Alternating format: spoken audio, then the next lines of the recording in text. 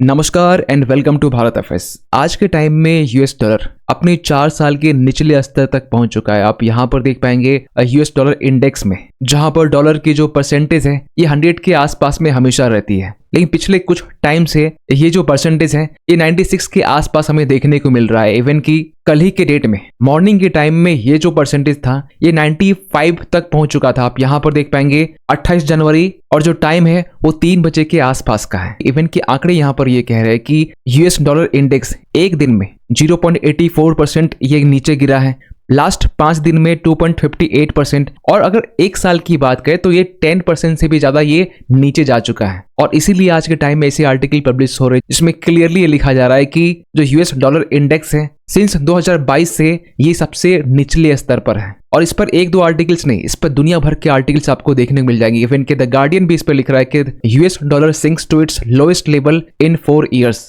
इतना ही नहीं, ग्लोबल फॉरेन करेंसी रिजर्व्स में यूएस के जो डॉलर शेयर है इसमें भी लास्ट 25 साल में 15% की गिरावट देखने को मिली है, जहां पर 2001 के टाइम में यूएस का जो डॉलर शेयर था ये 65% के अराउंड था, लेकिन आज के टाइम में ये घटकर 40% तक आ चुका है। और जहां एक तरफ डॉलर की जो वैल्यू है ये कम हो रही है, वहीं दूसरी तरफ बाकी देशों की जो करेंसीज है, फॉर एग्जांपल कि यूरो, जापान का येन हो गया या फिर स्टर्लिंग जो कि यूके का है, इसमें हमें एक सर्ज देखने को मिल रहा है। आज के टाइम में स्विट्जरलैंड की जो करेंसी है स्विस फ्रैंक, ये अब डॉलर से भी मजबूत बन चुकी है। तो इन्हीं सब चीजों को लेकर हम लोग इस वीडियो में डिटेल से बात करने वाले, लेकिन बात करते शुरुआत से। तो अगर डॉलर इंडेक्स की पहले बात करें तो dollar index basically US dollar के स्ट्रेंथ को मेजर करता है against basket of 6 major currency, जिसमें यूरो से लेकर जो येन है, pound, Canadian dollar, Swedish krona और स्विस फ्रैंक। और रिसेंटली हुआ ये था कि ट्रम्प की तरफ से जब ये सवाल पूछा गया कि आज के टाइम में जो डॉलर की जो वैल्यू है ये वर्स्ट परफॉर्म कर रही है, जो इसकी वैल्यू है ये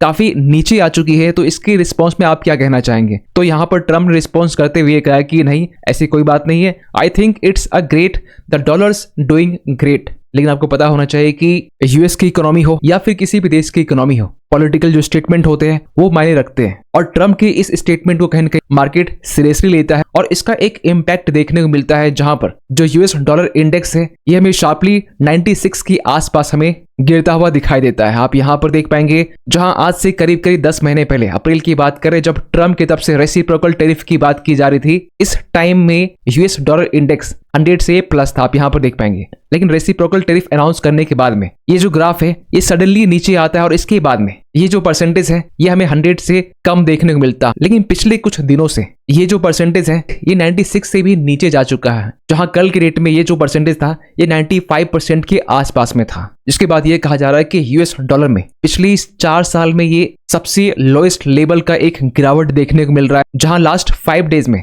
ये जो फॉल है ये 2.58% देखने को मिला है। वहीं अगर लास्ट एक साल की बात करें तो ये 10.5% के अराउंड हमें इसमें एक फॉल देखने को मिल रहा है। अब सवाल ये निकल के आ रहा है कि डॉलर की वीकनेस होने के पीछे रीजन क्या रहा है? सो इसके पीछे मल्टीपल रीजन है, जिसमें पहले पॉलिसी एंड पॉलिटिकल अनसर्टेनिटी। आपको पता होना चाहिए कि ट्रम्प की जो फॉरेन पॉलिसी रही है, जहां पर टैरिफ को लेकर थ्रेट देखने को मिलता है, ट्रेड डिस्प्यूट्स देखने को मिल रहा है, ईरान के साथ हमें टेंशन देखने को मिल रहा है, और इन सब के कारण जो इन्वेस्टर्स हैं वो यूएस डॉलर को लेस रिलायबल मान रहे हैं। इतना ही नहीं, ट्रम्प आज के टाइम में यूएस का जो फेडरल रिजर्व है इनके ऊपर भी प्रेशर क्रिएट की जा रही है कि आप अपने रेट्स को कट कीजिए, या फिर ट्रम्प की तरफ से यूएस की जो फेडरल लीडरशिप है इन्हें यहाँ पर रिप्लेस कर दिया जाएगा, जिसके कारण जो मार्केट है आज के टाइम में काफी नर्वस है। इसके अलावा यूएस की जो फिस्कल डेफिसिट है ये भी आज के टाइम में काफी ज्यादा लार्ज हो चुकी है। डेट की बात करें तो यूएस के ऊपर में करेंटली $38 ट्रिलियन से भी ज्यादा कर्ज है, जिसके कारण डॉलर को लेकर जो कॉन्फिडेंस है ये भी कम होता हुआ दिखाई दे रहा है, क्योंकि जो डॉलर है इसे अब तक सेफ और स्टेबल एसेट माना जा रहा था, अब इसके ऊपर जो कॉन्फिडेंस है अब वो कम होता हुआ दिखाई दे रहा है। इतना ही नहीं, इसके साथ एक इंटरेस्टिंग रीजन यहाँ पर यह है कि ट्रम्प यूएस के फेडरल रिजर्व के साथ साथ जो मार्केट है वहां पर भी अपनी पॉलिटिकल प्रेशर का यूज कर रहे हैं, जहां मार्केट को यह कहा जा रहा है कि जो फेडरल रिजर्व है ये अपनी इंटरेस्ट रेट को तो कट कर ही देंगे, और ट्रम्प के इस प्रेशर के कारण जो मार्केट है वो अपने मार्केट प्राइस को ऑलरेडी कट कर चुके हैं, जबकि जो फेडरल रिजर्व है इन्होंने फिलहाल अभी रेट्स में कोई भी कट नहीं लगाया है, जिसका रिजल्ट हमें ये देखने को मिल रहा है कि जहां डॉलर एक तरफ काफी कमजोर हो चुका है और लोअर रेट्स होने के कारण जो डॉलर है अब और भी ज्यादा कमजोर हो चुका है, जिसके कारण जो यील्ड एडवांटेज है वो भी श्रिंक हो रहा है। इसके साथ साथ जो बाकी अदर करेंसीज हैं वो डॉलर के कंपैरिजन में और भी ज्यादा स्ट्रेंथन हो रहे हैं। फॉर एग्जांपल कि यूरो, येन, फ्रांक, पाउंड की बात करें तो फिलहाल अभी इसमें हमें सर्च देखने को मिला है। फॉर एग्जांपल अगर जापान की करेंसी येन की बात करें तो डॉलर के कंपैरिजन में आप देख पाएंगे ये जो ग्राफ है ये हमें ऊपर चढ़ता हुआ दिखाई दे रहा है, जो बेसिकली ये इंडिकेट करता है कि डॉलर भले ही कमजोर हो रहा है लेकिन जो येन है ये और भी मजबूत हो रहा है। इवन की स्विट्जरलैंड की जो करेंसी है स्विस फ्रैंक, इसको लेकर रिसेंटली ये कहा जा रहा है कि लास्ट 11 साल में ऐसा पहली बार देखने को मिला है कि जो स्विस फ्रैंक है ये डॉलर को पछाड़कर अब तक का सबसे स्ट्रॉन्गेस्ट करेंसी बन चुका है। आप यहां पर भी देख पाएंगे जो 1 स्विस फ्रैंक है ये 1.30 यूएस डॉलर के बराबर हो चुका है। आप यहां पर ग्राफ भी देख सकते हैं, लास्ट 2 वीक में इसमें एक बड़ी उछाल हमें देखने को मिला है। फिर अगर आप ये पूछें कि आपने येन की बात कर ली, स्विस फ्रैंक की बात कर ली, स्टर्लिंग की बात कर ली, लेकिन इंडियन करेंसी का क्या हुआ? ये तो लगातार फॉल हो रहा है, जहां पर आज के टाइम में $1 जो है वो 91.79 तक ही पहुंच चुका है। खैर इसके पीछे जो कारण है इसको लेकर एक सेपरेट वीडियो में डिस्कस किया जा सकता है, लेकिन अगर डॉलर कमजोर होता है तो उसका एक ब्रॉडर इंपैक्ट हमें देखने को मिलता है मार्केट में। हाँ, ये अलग बात है कि डॉलर के वीक होने से जो यूएस के एक्सपोर्टर्स हैं इन्हें कुछ फायदा यहाँ पर हो सकता है, लेकिन जो इंपोर्टर्स हैं इनके लिए जो इंपोर्ट कॉस्ट्स है ये बढ़ जाते हैं, जिसके कारण यूएस में जो इन्फ्लेशन है उसके बढ़ने का जो खतरा है ये भी बढ़ सकता है अगर डॉलर सस्टेन तरीके से वीक रहता है तो। इतना ही नहीं, अगर इन्वेस्टर्स को लेकर बात करें तो अगर डॉलर वीक होता है तो इन्वेस्टर्स कहीं न कहीं ऑल्टरनेटिव्स की तरफ शिफ्ट होना चाहेंगे, जिसमें आज के टाइम में जो बेस्ट ऑल्टरनेटिव है वो है गोल्ड।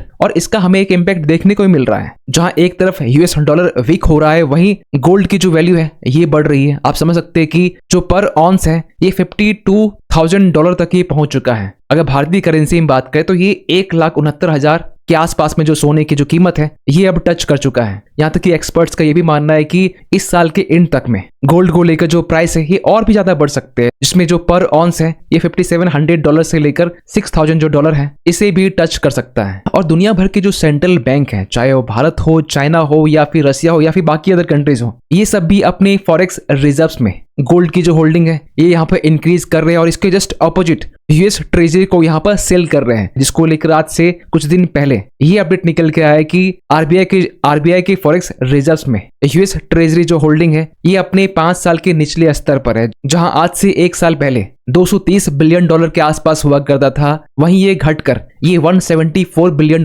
तक ये सीमित हो चुका है। वहीं अगर चाइना की बात करें तो चाइना की फॉरेक्स रिजर्व्स में जो यूएस ट्रेजरीज होल्डिंग है ये अपने 17 साल के निचले स्तर पर है। और अगर ग्लोबल फॉरेन करेंसी रिजर्व्स की बात करें, जिसमें यूएस का जो डॉलर है 2001 के टाइम में 65% हुआ करता था, ये 2026 में घटकर 40% तक ये सीमित हो चुका है। मतलब कि लास्ट 25 साल को अगर आप ट्रैक करते हैं तो जो इंस्टीट्यूशंस हैं ये डॉलर एक्सपोजर को आज के टाइम में रिड्यूस कर रहे हैं। और इसको लेकर रिसेंटली हमें आईएमएफ की तरफ से ये भी अपडेट देखने को मिला है कि आईएमएफ के जो मैनेजिंग डायरेक्टर हैं मिस क्रिस्टेलिना, इनकी तरफ से ये कहा गया कि जो यूएस डॉलर डिनोमिनेटेड एसेट्स है इन्हें अब सेल ऑफ करनी चाहिए। आप यहाँ नीचे देख पाएंगे the international monetary fund is preparing for the possibility of a rapid sell off US dollar denominated assets. Even की इसको लेकर एक मॉडल क्राइसिस सिनेरियो यहाँ पर तैयार की जा रही है, जिसके तहत में जितनी भी तरह की सिनेरियोज हैं और ऑनगोइंग जो इश्यूज हैं इसे यहाँ पे एग्जामिन करने की बात की जा रही है। यहाँ पर यह भी कहा जा रहा है कि ट्रम्प की पॉलिसी के कारण जो डॉलर कमजोर हो रहा है इसके अगेंस्ट में जो आईएमएफ है